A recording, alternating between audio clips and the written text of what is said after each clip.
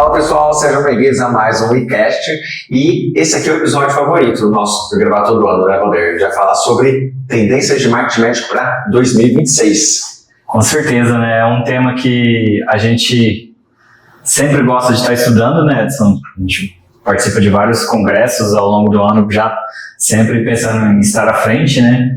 E a gente vê que essa questão das tendências é um ponto que sempre chama a atenção dos médicos, né? Que abre oportunidade aí pra gente conversar sobre essas temáticas aí. Por sinal, esse foi o nosso episódio de podcast mais escutado no ano passado. Foi Tendências de Marketing Médico para 2025.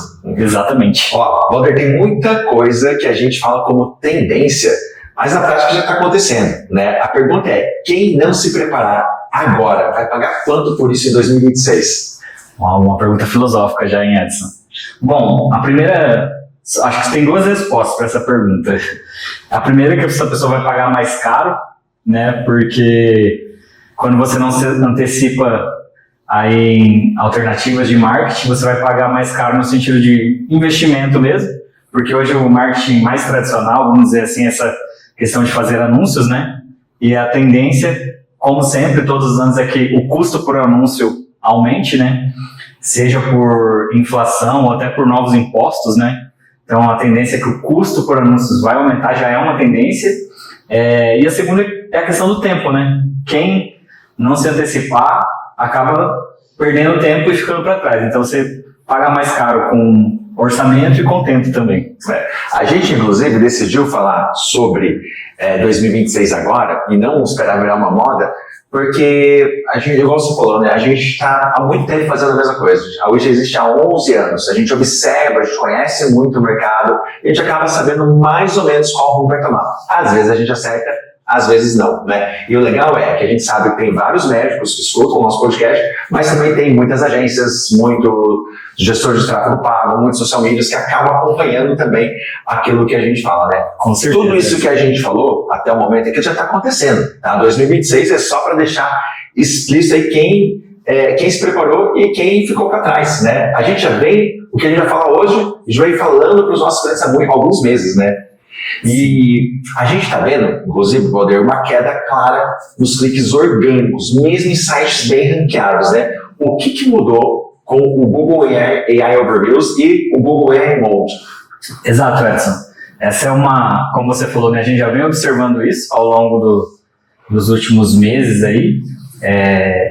E o que muda é que hoje, quando a pessoa faz uma busca, seja lá no Google, né, que ainda é o principal buscador, essa resposta ela já vem para ela ali no próprio resultado de pesquisa. Isso naturalmente faz com que o volume de cliques nos sites ele diminua.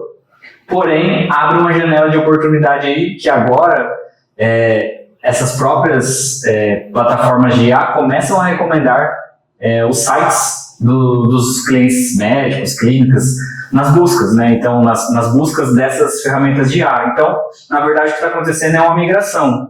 A pessoa chegava através de uma clínica vinda do Google orgânico, hoje ela está vindo através do ChatGPT, do Gemini e essas outras plataformas de IA, não é isso, Edson? É isso, acho que dá para falar, inclusive, que agora a disputa não é mais pelo topo do Google, né? Mas pelas respostas da IA. A briga agora é para ser recomendado pelas IAs. Dá para dizer que o SEO tradicional ele não morreu, mas ele virou uma infraestrutura, não virou um diferencial? Até um parênteses, tá? SEO, para quem não sabe o que significa, Search Engine Optimization, tá? Basicamente, quando a gente fala de SEO antigamente, era para você aparecer bem posicionado no Google de forma orgânica, que é você sem pagar, tá? Agora, com esse contexto, vou até refazer a pergunta da Valder. Dá para dizer que o SEO tradicional ele não morreu, mas ele virou uma infraestrutura, virou uma base, não um diferencial mais? Sim, é até interessante a gente falar dessa questão do marketing de busca, né? Que é esse marketing através dos buscadores que ele vem sofrendo evoluções aí ao longo dos tempos, né? Tinha a primeira parte que era aquele marketing tradicional, que era das páginas amarelas, né? Não deixa de ser um marketing de busca. A lista telefônica, né? A pessoa sabia que para buscar uma informação sobre um médico, ela tinha que recorrer a essas revistas, né? Esses guias, né? Entrava lá, buscava nas páginas amarelas, procurava pela especialidade, pelo médico e encontrava. Depois veio o Google, né? E aí mudou todo esse organismo, né? A pessoa agora ela buscava lá no Google e o Google recomendava os melhores resultados. Então as pessoas vinham através do Google para agendar uma consulta, né? E agora, quando muita gente achava que as IAs, né, iam matar o marketing de busca, na verdade ela repaginou esse marketing de busca e toda essa base do Google está sendo usada pela própria IA para recomendar os médicos, né? E até às vezes a pessoa vem com uma busca bem mais detalhada, né? Ela pesquisa já sobre os sintomas, sobre o que ela acha que ela tem, ela dialoga ali com a IA vai recomendar esse médico e lá no final ela vai procurar o médico, né? Não vai deixar de procurar o médico, né? É isso mesmo. Até se a gente fosse detalhar, explorar um pouquinho mais agora, qual o tipo de conteúdo que tem mais chance de ser citado, ser encontrado pelas IAs, como o ChatGPT, o Gemini, o Grok, o Perplexo, acho que talvez seja o conteúdo mais informativo e que acaba respondendo diversas perguntas do usuário e também mostrando o que ele deve fazer após responder aquelas perguntas. Sim, com certeza.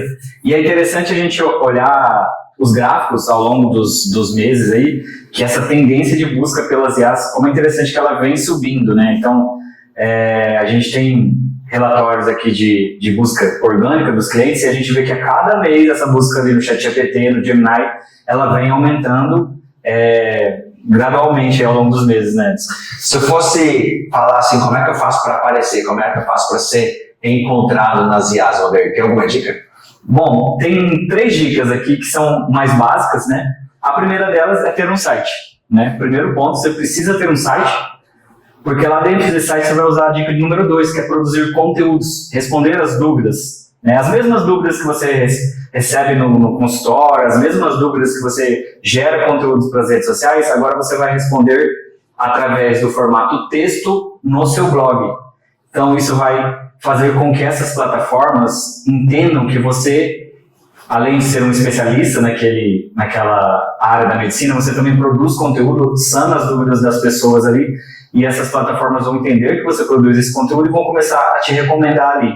E um ponto principal também que essas plataformas já observam é a autoridade social. Então é muito importante você ter boas avaliações em sites como o Google Meu Negócio, e também a gente observou que essas plataformas recomendam bastante médicos bem avaliados no Doctoralia e outros guias, né, como esse, que tem ali o sistema de avaliação, ranqueamento. O médico, quando ele vai criar um artigo, quando ele vai escrever um post no blog, ele precisa escrever diferente pensando em IA?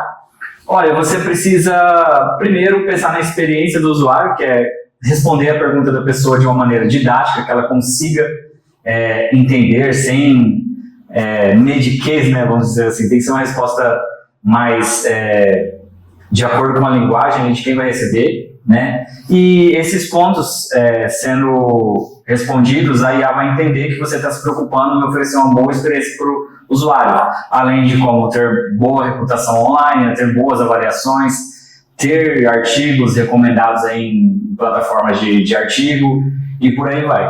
Eu acho que tem um ponto também, né? Hoje, com as buscas da IA, além dela considerar o conteúdo que você produz dentro do seu site, ela considera uma rede toda, né? Diversos canais para validar o Dr. Valdeiro, o Dr. Edson como especialista naquele assunto. Então, além de você ter um canal, que é o seu site, o seu blog, você precisa estar referenciado, precisa ter suporte de outros canais online ali que vão cada vez mais reforçar a sua autoridade digital, né? Exato. E aí também, falando sobre isso, a gente, quando fala de SEO, né, que é essa otimização para os mecanismos de busca, quando a gente joga para a parte de é a mesma coisa. Então, além de produzir esse conteúdo, que se você fizer já está ótimo, né? Você já começa ali a alimentar seu site, a IA vai começar a entender, mas se você fizer determinadas configurações técnicas, tagueamentos específicos no seu site, aí entra a ajuda de alguém especializado em SEO, o seu site vai ganhando cada vez mais relevância. Você vai preenchendo ali algumas tags que ficam ocultas para o olho do usuário, mas que para essas IAs elas conseguem entender. Acho que um resumão até aqui, né? Que em 2026 você não basta aparecer no Google, você precisa ser citado pelas IAs. Exato. E assim, trazendo sempre o gancho também dessa coisa do custo mais caro para anunciar, né? Esse marketing de busca orgânico, especialmente nas IAs que ainda não tem anúncio, você consegue economizar no seu custo por anúncios, né? E trazer pacientes de uma outra fonte de tráfego. Que até é uma tendência que a gente acredita, né? Essa é uma aposta da nossa parte, que não muito longamente essas IAs também vão começar a exibir anúncios, né? Vai, já falar mais sobre isso daqui a pouquinho, né? Tem um ponto que eu queria puxar contigo, com você antes, é que a gente tem a geração Z, né? E o curioso, né, que a geração Z, ela não dá um Google, né? Ela vai no TikTok, ela busca dentro do Instagram, né? Por que o TikTok e o Instagram viraram ferramentas reais de busca, Valdir? Sim, é um ponto interessante, né? A gente vê que é bem claro, assim, essa questão da mudança de perfil geracional, né? Que eles tendem a buscar, não dar um Google, né? Como a gente aqui faz, eles vão diretamente na busca dessas plataformas, como o TikTok e o Instagram, porque eles já nasceram nessa geração, né? E eles são muito visuais. Então, uma coisa até que o Google tem se preocupado em mudar ali a forma dos resultados de busca. Hoje eles até incluíram ali vídeos curtos como resultado de busca, justamente por isso, porque eles entenderam que essa geração eles têm uma forma diferente de fazer essa busca e está muito atrelada nessas plataformas, né? Será que a gente consegue achar uma busca antiga do Google para uma busca nova de como o Google está atualmente? É um comparativo interessante para a gente fazer. Legal. E o que muda hoje para clínicas, para consultórios, quando o paciente busca por melhor médico nessas plataformas, no Instagram, no TikTok? Bom, um ponto importante, você precisa aparecer, né? Algo que a gente das tendências que a gente já falou atrás, né? Essa questão da panfletagem virtual versus você aparecer, você mostrar a cara. Então você precisa mostrar que você é real ali, precisa gravar vídeos, falar sobre os tratamentos que você oferece, precisa trazer à tona, evidenciar a sua infraestrutura, avaliações de pacientes, né? Tudo assim, sempre respeitando as normas de ética médica, né? Mas você precisa referenciar para essas plataformas que você tem uma estrutura capacitada para atender pacientes, além da sua experiência como médico. Acho que tem um ponto também, né? A gente falou sobre busca no Google, falou sobre busca nas IAs, a gente está explorando agora a busca dentro do Instagram e do TikTok. E aí talvez tenha algumas técnicas, algumas dicas básicas que podem ajudar o médico a ser encontrado, né? Da mesma maneira que a gente faz o processo de SEO para o site, né? Dá para fazer um SEO para o perfil também, né? Colocar ali o seu nome, a sua especialidade, a cidade que você atende, usar a localização nos comentários, usar uma hashtag que referencie a sua especialidade, que referencie a sua cidade, colocar isso também na legenda. Tem mais alguma outra dica para você complementar esse SEO dentro do Instagram e do TikTok? Certo, Edson. Bom, a primeira dica que a gente daria, assim, use o seu nome mais a sua especialidade e, se couber, ainda a sua cidade, ali na sua palavra-chave do seu título. Por exemplo, a UI é marketing médico, né? Então, a nossa palavra-chave, por já estar inserida no nosso nome, ela também faz parte ali do nosso título, né? Do título da nossa página. Então, o seu nome mais a sua especialidade mais a sua cidade. Se você colocar isso no título do seu perfil do Instagram, vai te ajudar a aparecer melhor nas buscas, bem como utilizar isso na sua hashtag, no seu username também, como o da UI também, que é o e-marketing médico, né? Então tudo isso, além de ser o nome da marca, também é proposital, pensado em aparecer lá nas buscas do Instagram. E aí, como a Edson falou, também utilizar a palavra-chave do seu serviço nas legendas dos seus posts, né? Até mesmo nas imagens, o algoritmo do Instagram consegue entender isso. Legal. Nas imagens e também nos vídeos, né? Exato. A IA, hoje em dia, os algoritmos eles conseguem ler aquilo que uma imagem está falando e conseguem ler e entender também sobre aquilo que é um vídeo. Né? Isso que é legal, eles conseguem entender, ler o que está escrito, fazer uma transcrição também. Tudo isso ajuda você a indexar melhor dentro do TikTok, dentro do Instagram também. Exato. Só tem um detalhe, né? O tempo de vida desse conteúdo dentro do Instagram, do TikTok, ele é muito mais curto, ele passa muito mais rápido do que às vezes um conteúdo que é indexado aí no ChatGPT ou no Google, né, Valdir? Exato. A gente sabe que hoje em dia é imprescindível você estar inserido nessas plataformas, como o Instagram e cada vez mais o TikTok também.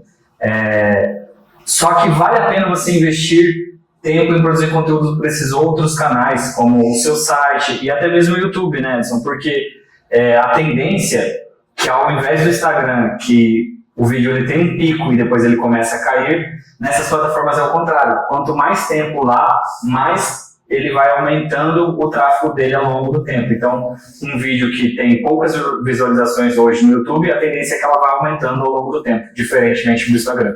E aí uma ressalva, né? Se esse vídeo, se esse texto no seu blog for otimizado, for pensado para ser indexado, para ser encontrado pelas suas ferramentas, né? A gente tem um ponto ainda que você começou a falar ali, a questão de panfletagem virtual, aquele médico que só faz post, que só faz arte. Por que fotos reais, relatos, bastidores, por que eles ganham mais peso que posts institucionais? Bom, ainda mais hoje, né, com essa questão da IA, a gente vê que a tendência é sempre saturar, né? Então, quanto mais as coisas vão ficando artificiais, mais facilitadas ali para você fazer de uma maneira automática, cada vez mais vai ganhar peso aquele conteúdo que é gerado de uma maneira artesanal, onde você aparece, onde você mostra a sua autoridade através da sua fala, através de aparecer em um vídeo, né? Então, isso gera autoridade e também uma identificação, né, do paciente com você, né? Então, tem muito mais peso um vídeo onde você aparece e talvez até aquele vídeo sem muita edição, sem muita cara de propaganda, do que um material gráfico, muitas das vezes. Vou fazer então uma pergunta para você. Você confia mais num vídeo super produzido, talvez às vezes feito por uma agência, inclusive, tá? Ou em 10 vídeos reais do próprio médico ou de algum paciente falando sobre a experiência? Com certeza os vídeos reais. Apesar de a gente ser uma agência, né, Edson? Mas a gente sempre, é uma coisa que a gente sempre fala para os médicos, eles precisam aparecer. A gente incentiva isso, né? A gente não foge disso e tenta fazer o mais fácil, que é fazer um material gráfico ali, por exemplo, né? A gente fala, você precisa aparecer. Quando você aparece, você tem muito mais chance de se conectar com seus pacientes. Porque o marketing, ele vai além ali do só aparecer, né? Você tem todo um trabalho que você faz por trás para fazer esse conteúdo chegar para um número maior de pessoas e, consequentemente, gerar pacientes, né, consultas, cirurgias, etc. Eu acho que em 2026 a gente tem um novo desafio, né? A busca, além de ser técnica, ela também se tornou social. Exato, né? O feed está saturado de vídeo curto, né? Cara, toda hora é um monte de vídeo curto, 10, 15, 30 segundos no máximo ali, estourando, né? Por que o público começou a buscar profundidade de novo, Valdir? Por que o pessoal quer ver conteúdos mais longos? Justamente por isso, né, Edson? Quando você vê determinado tipo de material ali nas redes sociais, já com chamadas tendenciosas, com uma edição já meio que para prender a atenção da pessoa, tudo isso foi sendo feito de uma maneira muito massiva, muitas pessoas fazendo, muitas pessoas utilizando ali as fórmulas mágicas, né? Isso vai ficando saturado, né? Então, de tanto todo mundo fazer, isso acaba ficando saturado e as pessoas vão repelindo esse tipo de conteúdo, né? E aí vem à tona de novo vídeos mais longos, o que a gente chama de lo-fi, né? Sem muita edição, né? Então, isso dá oportunidade para você criar um conteúdo com mais profundidade. E uma outra janela de oportunidade aí é que, como esse vídeo mais longo ele pode ser aproveitado em outras plataformas, você pode, por exemplo, transformar ele em um vídeo para o YouTube, em um podcast, como esse vídeo nosso aqui. Então você tem a oportunidade, já que você vai ter que produzir um conteúdo mais longo, você pode explorar ele em outros canais, né, e não apenas ali no Instagram. É curioso, eu acho que até os próprios médicos ficaram cansados, né? Fala um negócio meio de saco cheio, de ficar produzindo conteúdo curto toda hora. E uma das queixas que a gente mais recebeu em 2025 Edson, esse conteúdo está muito raso, eu não consigo falar tudo o que eu preciso dizer em 10 segundos, em 15 segundos, em 20 segundos. E aí eu acho que surgiu uma certa revolta por parte das pessoas que consomem conteúdo muito curto, de ficarem saturadas, o cérebro, como você falou, fica treinado a repelir aquilo ali, está acostumado já. E por outro lado, os médicos também sentiram uma necessidade de se aprofundar um pouco mais no conteúdo, né? Poxa, eu preciso explicar um pouco mais. Esse tempo a gente estava conversando aqui com o médico, o neurocirurgião, eu falei, cara, eu não consigo explicar sobre tumor cerebral em 10 segundos, não tem como. Vai ficar um negócio muito raso, não vou agregar para ninguém. E aí, é o que você falou, né? Vem o ressurgimento de conteúdos mais longos. E essa fórmula, né, mágica, vamos colocar assim, a gente já perdeu com o Gary Vee, né? Então, assim, produz um conteúdo mais longo, de repente, às vezes, um vídeo de 5, 10 minutos para o YouTube. Desse corte de vídeo, você extrai o áudio, transforma no podcast, você pode usar no Spotify. Depois você pega, faz cortes menores, aproveita aí no Reels do Instagram, aproveita para fazer carrosséis a partir desse vídeo, aproveita no TikTok, aproveita no Shorts do YouTube e ainda pega a transcrição desse episódio e transforma no post no blog. A gente vai fazer isso? Com certeza, esse conteúdo você vai acessar aí tanto no nosso Spotify, né, no nosso YouTube, no nosso site e os cortes no nosso Instagram também, Edson. E tem um detalhe, né, cara? Quanto mais tempo a pessoa passa ouvindo, né, a gente passa ouvindo o médico, maior o poder de convencimento que o médico tem sobre ela, né? O paciente se informa mais, tira as dúvidas e a autoridade do médico que produz um conteúdo mais longo cresce, porque o paciente passou mais tempo escutando, mais tempo ouvindo, né? Por sinal, a gente tem bons clientes que vieram escutando o nosso podcast, vendo nossos vídeos no nosso YouTube, que são conteúdos mais longos, né? E o nosso livro também. O nosso livro também. O livro é longo, você passa algumas horas, né, do livro, mas passa tempo junto com a gente. Você passa consumindo o nosso conteúdo e passa dando atenção, né? A briga continua sendo por atenção, né, Valdir? Sim, a briga sempre vai ser por atenção, porque para uma pessoa parar para te ouvir, primeiro você tem que despertar a atenção dela, né? Mas agora a diferença é que além de chamar a atenção, despertar a atenção, a gente vai precisar de um tempo maior de convencimento e as pessoas querem um conteúdo mais denso. E eu acredito que, por mais que já esteja há alguns anos nesse formato, o podcast ele continua sendo um novo conteúdo mãe dessa estratégia médica, né? Um grande conteúdo que vai se desdobrar em diversos outros, né? No final, acho que o vídeo curto ele chama atenção e o conteúdo longo constrói autoridade, né? O vídeo curto chama atenção, o conteúdo longo constrói autoridade. E esse conteúdo longo, como a Edson falou, pode ser um podcast que você participe, pode ser até mesmo talvez um programa de rádio que você é convidado para falar sobre uma pauta, né, já vai gerar um conteúdo mais longo, né? Tudo que você participar e você puder transformar, né, em vários formatos vai te ajudar aí a ter um volume ali de produção de conteúdo para a internet, né? Tem um negócio que a gente sempre fala, né, Valdir, que o médico ele sempre foi o maior influenciador, né? Ele só não estava usando isso, né? Por que o modelo de clínica impessoal perde força? Aquela clínica que é só uma clínica, é só uma empresa. Assim, uma coisa primeiro que já é cultural, né, de nós brasileiros, né, de ter essa cultura do meu médico, né, a gente já falou sobre isso aqui algumas vezes, né, que a pessoa ela não fala, vou lá na clínica, né, eu vou lá no doutor fulano, né, no doutor José, doutor Alan, né, esse é um ponto, e quando você é um médico, principalmente o fundador da clínica, e os fundadores da clínica, tem o que a gente chama de founder-led growth, né, Edson? Que é uma tendência onde o fundador do negócio, né, no caso da clínica, ele precisa mostrar a cara ali mesmo, ele precisa ser a cara da marca dele, né? E o que isso muda? O que o Founder-Led Growth ele muda na relação com o paciente, Valdir? Bom, você vai gerar mais proximidade, você vai gerar mais confiança, você vai ter um olhar diferente das pessoas sobre o seu negócio, né? E aí a gente tem vários exemplos aí talvez de outros negócios onde isso acontece, né? O próprio Instagram mesmo, se a gente observa ao longo dos últimos anos, o Mark Zuckerberg ele aparece muito, né? Ele mudou aquela postura ali de talvez um cara mais offline ali, né? No sentido de aparecer menos para as câmeras. Hoje ele é um cara que está ali mostrando o estilo de vida dele, né? Então isso é uma forma prática de ver essa questão da cara da marca ser o fundador, né? Eu acho que já falou um negócio, que a autoridade real, ela vence o influencer genérico, né? Com certeza. Então, o médico, que é a cara do negócio, a cara da empresa, a cara da clínica, a cara do consultório, sempre vai vencer aquilo que for genérico, inclusive aquilo que foi feito por IA. Exato.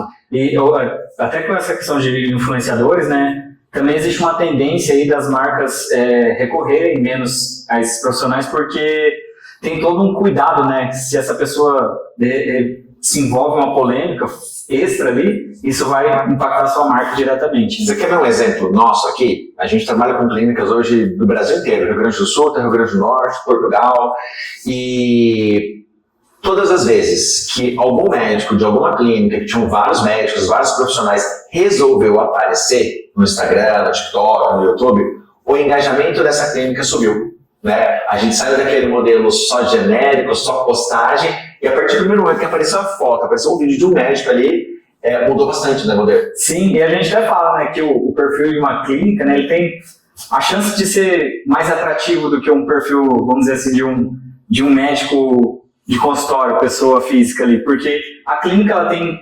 geralmente multi-especialidades, vários médicos, né? Então, você tem uma chance de diversificar, assim, muitas pessoas aparecendo ali no perfil e médicos, né? Trazendo dicas relevantes de áreas distintas aí. Então, a chance da clínica ser mais relevante também é legal, né, Edson? Ô, Poder, dá para falar que o médico que não aparece, ele vira refém do tráfego pago? Não só do tráfego pago, talvez como convênios também, né? Porque hoje as pessoas, elas vão ali nas redes para até mesmo validar uma indicação, né?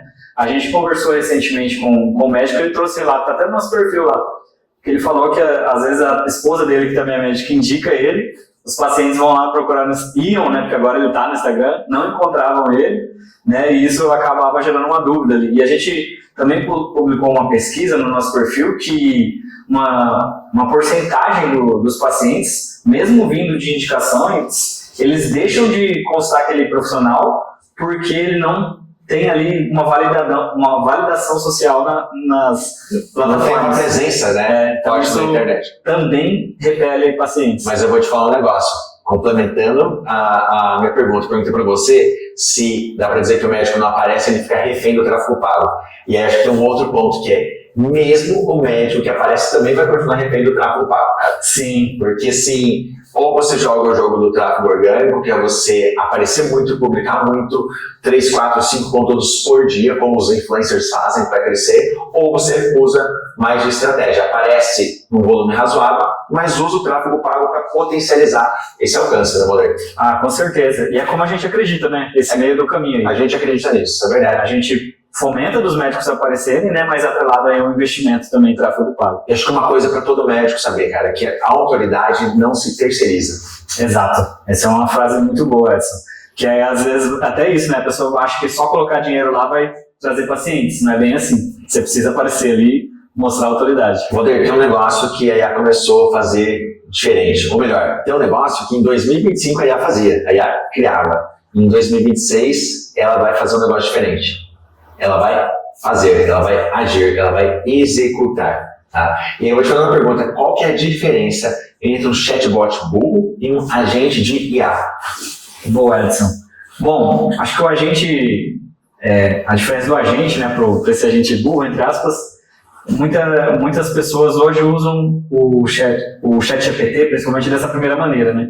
Você entra ali, tô com uma dúvida, faz a busca ali, a IA vai trazer uma resposta genérica ali, né? Lógico que bem dentro do que você está procurando, vai trazer ali uma resposta para você e acabou o uso, né? E esse agente de IA é um agente que ele pode realizar coisas mais úteis ali para você do que só fornecer respostas, né? Por exemplo, você pode treinar um agente para ser a sua secretária virtual, né? Que até é o nosso caso aqui, que a gente tem a secretária virtual. Então, o que acontece? Você vai pegar um chat e vai treinar ele. Você vai falar, ó, meu horário de atendimento é esse, esses são os procedimentos que eu realizo, as doenças que eu trato. Vai trazer todo o seu histórico ali relacionado ao seu atendimento. E esse agente vai ficar treinado para responder as pessoas exatamente sobre o seu serviço, né? Então, quando uma pessoa buscar lá para agendar uma consulta contigo, ele vai perguntar qual que é o horário de atendimento que ela deseja, ele vai saber se essa pessoa realmente se adequa ali com o perfil de paciente seu, então ele vai conduzir essa pessoa de uma maneira treinada e personalizada exatamente com o seu serviço. Eu acho que dá para falar o seguinte, né, que esses agentes, eles agendam, eles tiram dúvidas, eles orientam exames, eles fazem follow-up, eles cuidam de coisas que às vezes a secretária, sem querer, às vezes por uma sobrecarga de trabalho, pode deixar passar. Né? Até você trouxe um ponto interessante, que a gente uma vez conversou com um cliente nosso aqui, que é ortopedista, né? Ele falava assim, ó, sempre quando tem determinada alteração no exame, eu peço para minha secretária dar uma atenção especial para tentar jogar o agendamento desse paciente o mais próximo possível, porque eu sei que é uma indicação que vai gerar uma cirurgia. Então você pode, por exemplo, treinar um agente para ler os exames, identificar aquele padrão ali, para auxiliar a sua secretária, e aí ela fazer esse arranjo ali, né? É uma forma aí. Quando a gente usa esses agentes de IA no atendimento, o paciente ele percebe isso como algo que é desumano ou é algo que aumenta a eficiência? Boa pergunta, Edson. A gente viu isso na prática aqui, que a gente fala, né, que esse atendimento automático, geralmente ele repele as pessoas, né? Mas tem um contraponto disso. E quando o atendimento humano, ele é feito de uma maneira genérica, né? A gente tinha um caso aqui de um cliente que a pessoa mandava diversas perguntas diferentes, né? Diversos pacientes chegavam ali fazendo uma pergunta diferente e a secretária sempre colava e copiava uma mesma resposta genérica ali, que sempre gerava novas perguntas, né? Então ela não respondia a pergunta e gerava mais confusão. Então o que será que é melhor? Uma resposta que vai ser automática, mais personalizada para aquela pergunta, ou uma resposta genérica que não responde a pergunta e confunde o paciente? É aquela coisa, né? Será que é melhor um humano destreinado ou um agente de IA humanizado? Exato. Então esse é o ponto da gente, né? Quanto mais personalizado você deixa ele, mais ele vai perdendo essa cara de atendimento automatizado, né? E tende a sempre trazer respostas mais dentro do que a pessoa está perguntando, né? Ô, Vander, a gente entrando um pouquinho na parte de marketing especificamente, né? E aí falando para os médicos, para as agências, gestores de tráfego, social media, que seguem, que acompanham a gente aqui. Tem um conceito novo que a gente tem trabalhado em 2025 vai trazer para 2026, que são os copilotos de marketing, né? Explica um pouquinho melhor, falar sobre isso aí, como que isso ajuda, facilita nosso dia a dia, melhor resultado, melhor performance. Fala um pouco mais sobre isso. Legal, Edson. E aí você me corrige se a nossa resposta está alinhada, mas essa questão dos copilotos, né? A gente fala assim que essa IA, né, ela não vai substituir os humanos naquelas determinadas profissões, mas os humanos que utilizam a IA, eles vão substituir os profissionais que não utilizam, né? Hoje a gente tem em mãos um super assessor ali, né? Que nos auxilia para determinar as mais diversas tarefas, né? Então, poxa, por que eu não posso usar uma inteligência artificial para analisar um relatório de marketing junto comigo, né? Então ela vai fazer uma leitura bem mais completa dos dados, pode me trazer insights que eu posso juntar com a minha experiência para otimizar uma campanha, para melhorar um atendimento. A gente tem, inclusive, no nosso CRM, o auxiliar ali que faz o feedback do atendimento da secretária. Então ele avalia as respostas da secretária, dá uma pontuação ali e já sugere o que ela poderia melhorar para o próximo atendimento que vier uma pergunta similar, né? Então a gente tem ali um copiloto que auxilia na melhoria desse atendimento, né? Então a gente traz uma experiência junto com esse feedback e ajuda a melhorar o atendimento do médico. É isso aí, eu acho que a parte dos copilotos de marketing são essas IAs treinadas que ajudam a melhorar a experiência da agência, do gestor de tráfego, do social media e também do médico, né? Curiosamente, esse ano a gente recebeu 2 casos bem interessantes aqui de médicos usando a IA. Alguns médicos pegando as campanhas que nós fizemos, jogando as campanhas na IA, pedindo para a IA analisar, e a gente tinha que sustentar, depois fazer uma defesa, explicar profissionalmente para o médico o porquê da gente ter feito determinados movimentos. Assim como o paciente que chega no consultório e tirou do Google na IA e vai perguntar para o médico. A gente também tem que se posicionar, né? E vários médicos que chegaram pedindo, às vezes, um orçamento, uma proposta, alguma coisa, e o cara perguntava na IA o que ele tinha que perguntar para a agência. Então, por esses 2 cenários, os médicos usando a IA para falar o que eu devo perguntar para uma possível agente de marketing que eu quero contratar, né? E o outro caso foi o médico usando a IA para analisar as campanhas que a gente criou. Exato. Bom, e a gente tem um outro ponto que é o seguinte, né? Como é que o CRM ele começa a sugerir ações de marketing? Bom, a gente, por exemplo, pode... Quando a gente fala de marketing, né? Uma parte do marketing é essa análise de dados, né? Então a gente tem ali, por exemplo, um CRM que tem uma IA plugada. Essa IA consegue entrar lá dentro dos contatos e ver, por exemplo, os pacientes que agendaram, que compareceram a uma consulta há 6 meses atrás e está na hora deles fazerem um novo check-up, por exemplo. Então essa IA consegue extrair quais são esses pacientes e já trazer uma sugestão, entre em contato com essa galera aqui porque está na hora deles voltarem. Então é uma forma bem prática e útil aí. Tem um outro ponto, igual você já falou, né? A IA também consegue fazer análise das conversas, dar um feedback para a secretária, a IA consegue filtrar quais são os principais motivos de não agendamento e sugerir às vezes para o médico gravar algum conteúdo específico sobre esse tema. A IA também consegue analisar para ver de onde que estão chegando os principais contatos. O CRM Visível do Whey faz isso, inclusive, né? Consegue identificar essa do Google, do Instagram, por indicação, né? Então, assim, a gente começa a extrapolar esse uso da IA, né? Teve um caso bem interessante, foi uma sugestão que veio também do nosso CRM, ou seja, a própria IA que está plugada no nosso CRM, sugeriu o seguinte, pega esses contatos que você tem aqui, faz uma campanha de remarketing, faz uma campanha para você impactar esses contatos que já estão cadastrados aqui no CRM, falando sobre o tema X, né? Então, o CRM, ele deixa de ser só uma ferramenta de gerenciamento de contatos ali, mas ele passa realmente a ser uma ferramenta poderosa, trazer insights, trazer sugestões para a equipe de marketing. Exato, até porque acho que muitos médicos, né, principalmente consultórios, acabam esquecendo que o marketing não é só a questão ali de chegar pacientes, né? Esse talvez é o serviço da agência do marketing, que é levar pacientes para você, depois entra uma parte comercial, que é a sua secretária ali fazer e converter esses pacientes em agendamento de consultas, mas todo esse pós-atendimento ali também faz parte de um marketing interno seu aí, né? Manter esses pacientes engajados, conseguir identificar, por exemplo, os pacientes que estão com um nível de satisfação alto para fazer com que eles gravem um depoimento para você, deixem uma avaliação para você lá no Google, né? Então, tudo isso vai gerar autoridade social para que novos pacientes venham, né? Então, é todo um ecossistema aí, né? Eu vou te perguntar um negócio que a gente estava conversando antes, né? Cara, você já teve que ligar na sua operadora, preencher na URA lá, seu nome, seu CPF, sua data de nascimento, falar aquilo que você estava precisando, e a hora que chega na atendência tem que repetir tudo de novo? Infelizmente sim, Edson. Então, cara, isso também acontece no consultório, só que hoje em dia o paciente ele não tolera mais esse tipo de repetição, né? Hoje em dia o paciente, se ele trouxe uma informação às vezes no Instagram, no WhatsApp, ele espera que a clínica e o consultório tenham acesso a essas informações, né? Isso aí é o que a gente chama de omnichannel, né? Tá presente em diversos canais, né, Valdir? O que é esse omnichannel real, de verdade, assim, e por que a maioria das clínicas, dos consultórios, não fazem isso ainda?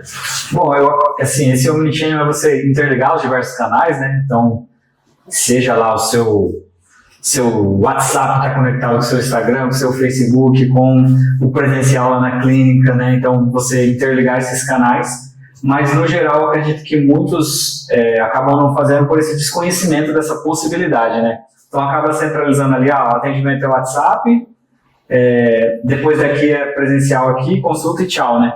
Então, você pode interligar, por exemplo, um pós-venda ali, vamos dizer, né? E o duro é que se essas informações do paciente não passam de canal para canal, isso gera uma fricção, né? Sim. Às vezes faz até o paciente desistir de prosseguir no atendimento por uma falta de informação, tem que repetir novamente, né? Por que o Instagram, o WhatsApp, a recepção e o CRM, eles precisam conversar, Valdir? Bom, justamente para, como você falou, né, personalizar ali cada vez mais o atendimento do cliente, né? Bom, o cliente chega lá na sua clínica, você já sabendo qual que é o nome dele, já tem informações ali que vão eliminar o preenchimento de um prontuário longo, né? Então, se você conseguir minimizar essas respostas, né, já ajuda bastante.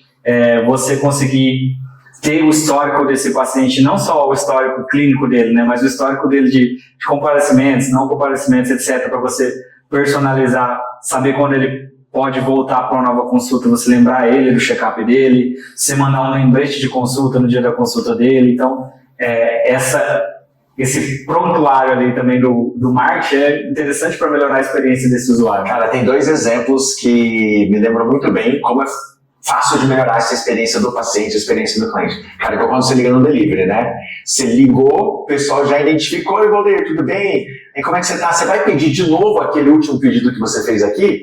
E falou, cara, eu quero aquele último pedido. Então ele já te identificou pelo número, ele já sabe aquilo que você vai pedir, já sugeriu e falou, tem uma promoção aqui que eu acho que você vai gostar, né? Então facilita muito mais fluido, né? Essa experiência que a gente tem básica no delivery tem que ser no dia a dia no consultório. O iFood faz isso muito bem, né? E a Hotmart, tá? Também faz isso muito bem, porque às vezes só do cliente preencher ali os primeiros dados, ele já completa o cadastro da pessoa que está comprando. Inclusive a Wii é parceira da Hotmart também, tá?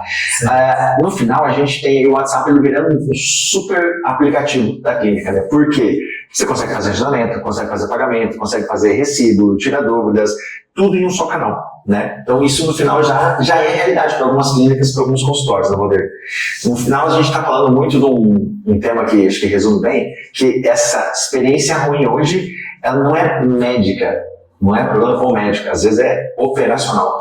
Exato, e aí cabe ao médico entender, né, que a experiência do paciente não é só ele chegar, agendar a consulta e ir embora, né? todo o caminho que ele vai percorrer até chegar na mesa ali faz parte dessa experiência, né, na sala do consultório. E aí você oferecer essa boa experiência, além da boa consulta que a gente já sabe que você oferece, da sua experiência, você também trazer toda essa experiência do antes e também do depois, né, dessa consulta, né? Isso faz parte. Faz parte, cara. E assim, tem um ponto que a gente destaca também aqui, com tanta AI gerando conteúdo, cara, a confiança, ela virou uma moeda, né? Por que o paciente em 2026 vai estar mais cético? Bom, até tem um exemplo que a gente falou há pouco tempo atrás aqui, da questão daqueles posts do Instagram mais rápidos, com gatilhos, com fórmulas mágicas, com receitinhas de bolo já estarem saturadas, né? Porque as pessoas ficaram de saco cheio daquele tipo de material. E a mesma coisa vai acontecer com os conteúdos gerados por IA de maneira banalizada ali, né? Sem muito filtro, né? Então, se você não usar a sua personalização para gerar os conteúdos, vai passar batido também, né? A questão não é nem não usar a IA, porque hoje todo mundo usa, né? Mas você usar e trazer o seu toque, a sua personalização ali para dentro daquele conteúdo. Valer, o que pesa mais? Viralizar ou demonstrar um raciocínio clínico? Bom, até trazendo o ponto que a gente falou, né? Que as pessoas já estão ficando saturadas, né? Com a viralização, com a chuva de likes, etc., né? A gente acredita que esse peso da sua autoridade é muito melhor, né? Talvez não no curto prazo da viralização, né, mas no longo prazo dessa autoridade que você passa, com certeza pesa mais essa autoridade e também você não corre nenhum risco com o código de publicidade médica, né, Edson? Tem um ponto que eu sempre gosto de falar que conteúdo é posicionamento. Posicionamento é como você é visto pelos seus colegas e pelos seus pacientes. Tem paciente que quer o médico que viraliza, que é o médico que tem lá 1 milhão de seguidores. Tem paciente que quer o médico que vai resolver o problema dele, vai resolver a situação dela. Você só tem que escolher qual tipo de perfil, qual perfil de paciente você quer, de acordo com o seu perfil pessoal e profissional também. Exato. E tem paciente para todo mundo, né? Tem paciente para todo mundo, gente. O pessoal fala, pô, tá aumentando o número de médicos, sem dúvidas, mas as buscas por médicos na internet também elas só aumentam, né? Sim, e ainda mais agora, né, com o fenômeno da IA que a gente falou, né? Mais um canal aí que vai ser uma porta de novos pacientes. Eu acho que tem um ponto, né, Valder? A gente acho que bate nessa tecla e talvez uma tendência na contramão do que o pessoal está falando, né? Que cada vez mais bastidores, casos reais, conteúdos que tem cara que foi o próprio médico que fez, eles vão dar mais certo, vão funcionar mais do que conteúdos gerados por IA ou os conteúdos gerados feitos por agências só. Com certeza. O caminho que a gente acredita é esse caminho híbrido, né?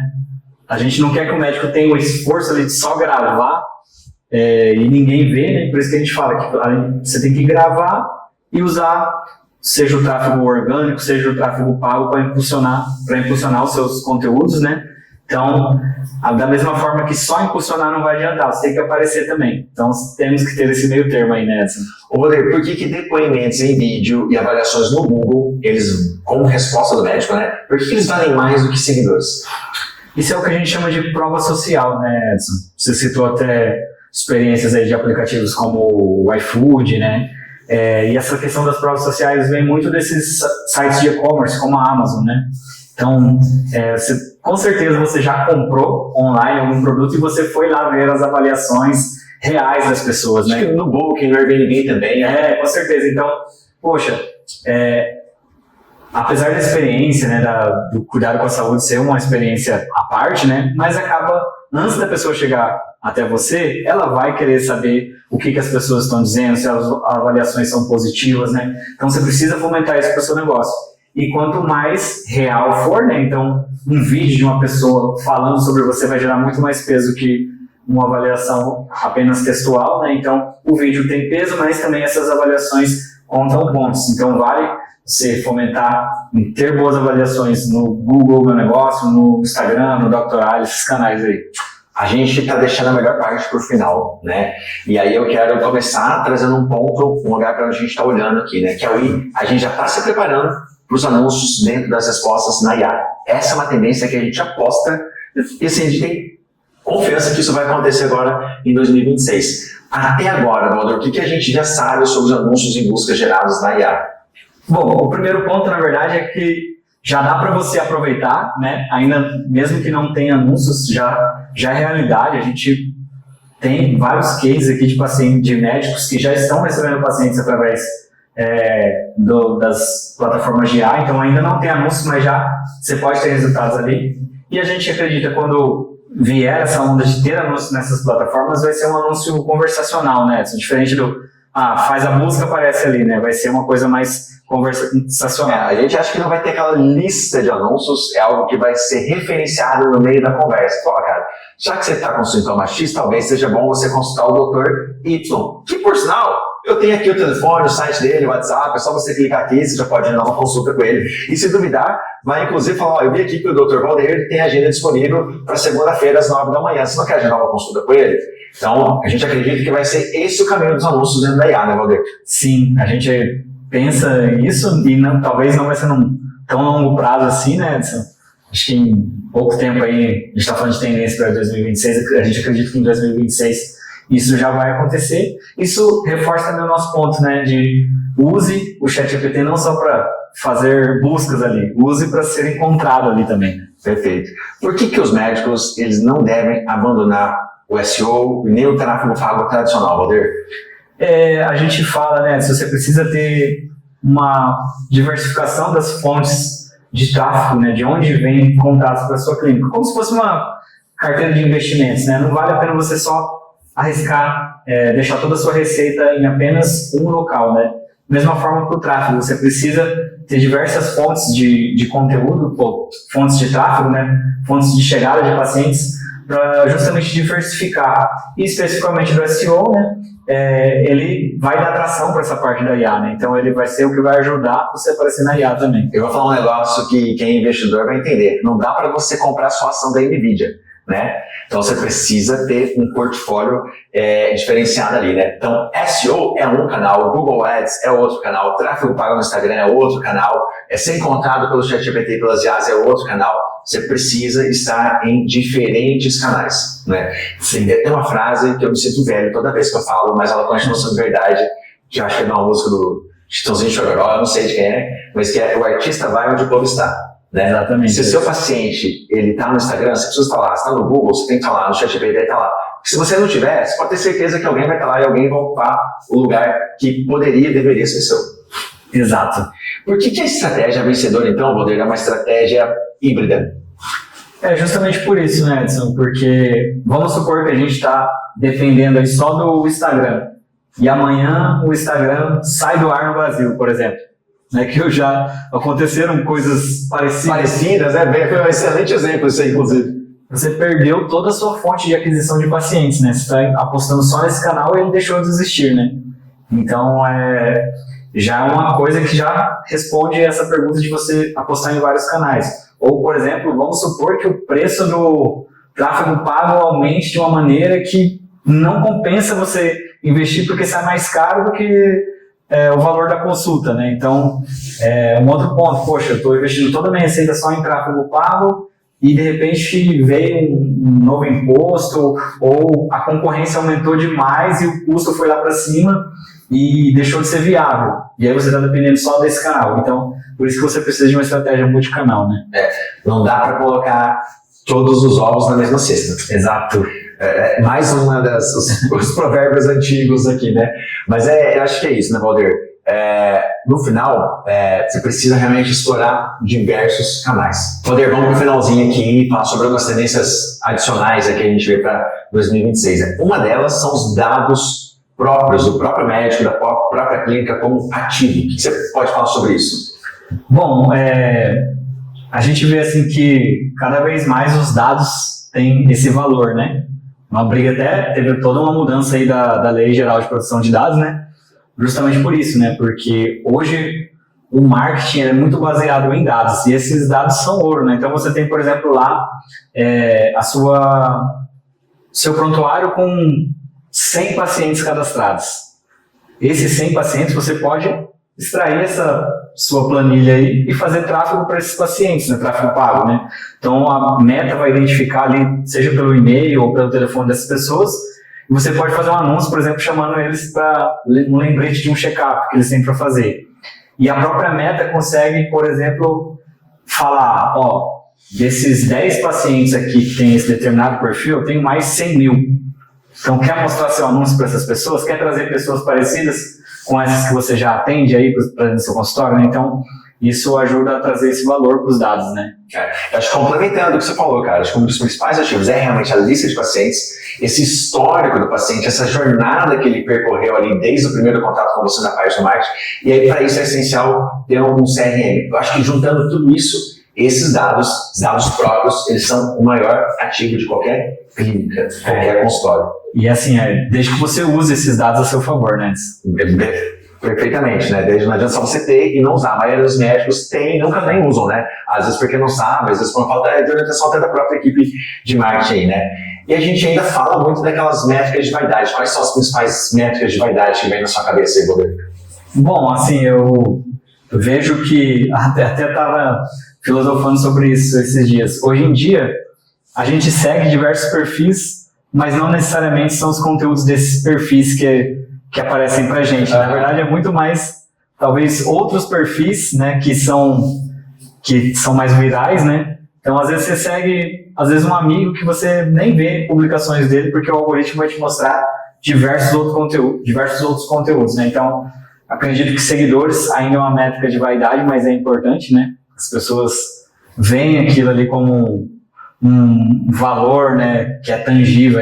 Fulano tem X mil seguidores, né? Então ainda é relevante, mas é uma métrica de vaidade.